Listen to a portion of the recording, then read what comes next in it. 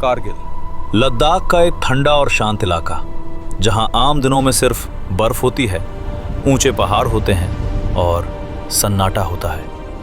लेकिन साल 1999 में यही कारगिल बन गया था भारत और पाकिस्तान के बीच सबसे खतरनाक युद्ध का मैदान। ये कोई आम जंग नहीं थी। ये जंग मैदान में नहीं, बल्कि दुनिया की सबसे ऊंची चोटियों पर लड़ी गई थी, जहां सांस लेना मुश्किल था, चलना नामुमकिन था और लड़ना लगभग आत्महत्या जैसा था। और फिर भी भारत के जवान ऊपर चढ़ा मौत की तरफ, क्योंकि उनके लिए पीछे हटने से बेहतर था आगे बढ़कर मर जाना। 1998 में भारत और पाकिस्तान दोनों ने न्यूक्लियर टेस्ट कर दिए थे। पूरी दुनिया को लग रहा था कि अब दोनों देश जिम्मेदार बन जाएंगे, लेकिन अंदर ही अंदर पाकिस्तान की सेना कुछ और ही प्लान कर रही थी। पाकिस्तान ने एक गुप्त सैन्य योजना बनाई जिसका नाम था ऑपरेशन बदर। इस प्लान के मुताबिक सर्दियों में जब कारगिल और द्रास जैसे इलाकों में भारी बर्फबारी होती है और भारतीय सेना अपनी कई ऊंची पोस्ट खाली कर देती है, तब पाकिस्तानी सैनिक और आतंकवादी चुपचाप इन पहाड़ों पर चढ़कर भारत की जमीन पर कब्जा कर लेंगे। उन्हें पता था कि एक बार अगर उन्होंने ऊंचाई हासिल कर ली तो भारत के लिए उन्हें हटाना लगभग नामुमकिन हो जाएगा। मई 1999 में कुछ स्थानीय चरवाहे अपने जानवरों को लेकर पहाड़ों की तरफ गए और उन्हें ऊपर कुछ अजीब दिखा। ऊंची चोटियों पर टेंट लगे थे, रेडियो एंटीना दिख रहे थे और कुछ लोग हथियारों के साथ घूम रहे थे। पहले लगा कि शायद ये भारतीय पोस्ट होंगी, लेकिन जब भारतीय सेना ने जांच की तो सच्चाई सामने आई। ऊपर बैठे थे पाकिस्तानी सैनिक और आतंकवादी, भारतीय जमीन पर बंकर बनाकर मशीन गन के साथ।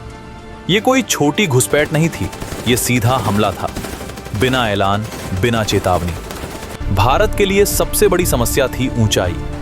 दुश्मन ऊपर था और भारतीय सैनिक नीचे। सैन्य रणनीति का सबसे बुनियादी नियम है कि जो ऊपर होता है वही ताकतवर होता है।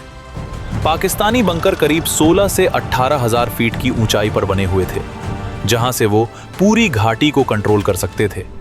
भारतीय जवानों को भारी हथियार, राशन और गोला बारूद लेकर बर्फ से ढकी सीधी चट्टानों पर चढ़ना था, जबकि ऊपर से दुश्मन गोलियां और ग्रेनेड बरसा रहा था। यह युद्ध नहीं था, यह सीधा मौत से समझौता था।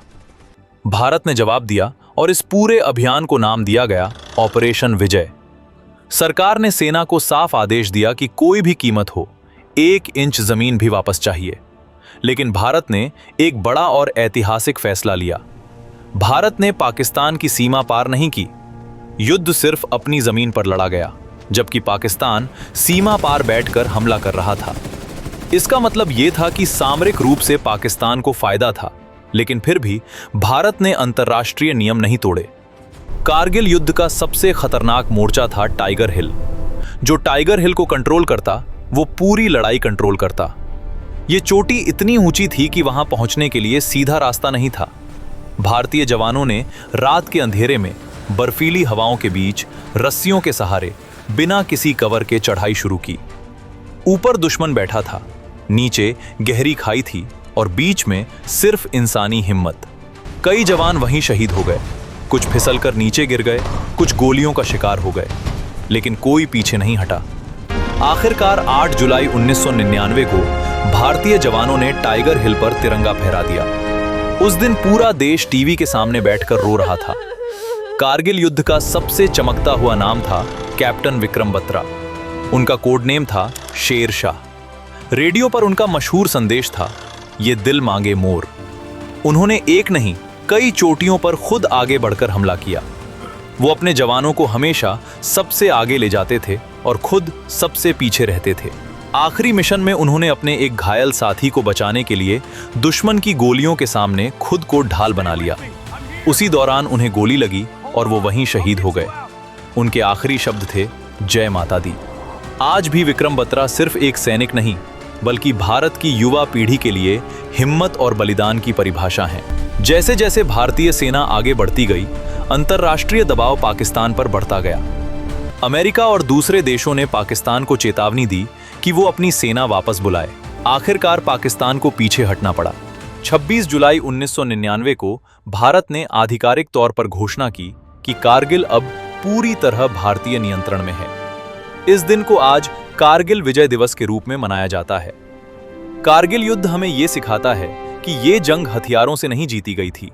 ये जंग जीती गई थी भूख से, ठंड से, डर से और सबसे ज्यादा हिम्मत से। ये युद्ध उन जवानों ने जीता जो बिना सोए, बिना खाए, बर्फ में जमे पैरों के साथ पहाड़ चढ़ते रहे। भारत जीता क्योंकि उसके सैनिक मौत से नहीं डरते थे। वो ऊपर चढ़े क्योंकि नीचे झुकना उन्हें मंजूर नहीं था। कारगिल सिर्फ एक युद्ध नहीं था, ये एक सबक था कि आजादी सिर्फ कागज पर नहीं होती। आजादी रोज किसी न किसी सीमा पर, किसी न किसी जवान के खून से लिखी जाती है।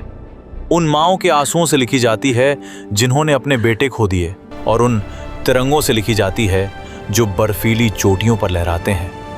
कारगिल की पहाड़ियां आज भी खामोश हैं, लेकिन अगर ध्यान से सुना जाए तो वहां आज भी गूंजती है उन जवानों की आवाज जिन्होंने ऊपर चढ़कर इतिहास लिख दिया। जय हिंद।